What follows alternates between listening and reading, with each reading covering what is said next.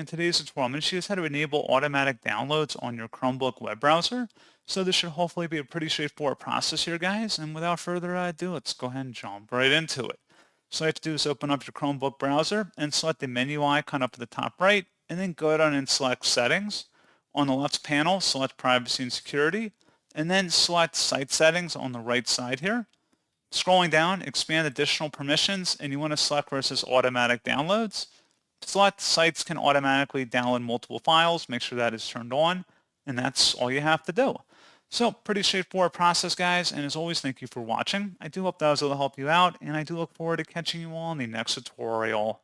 Goodbye.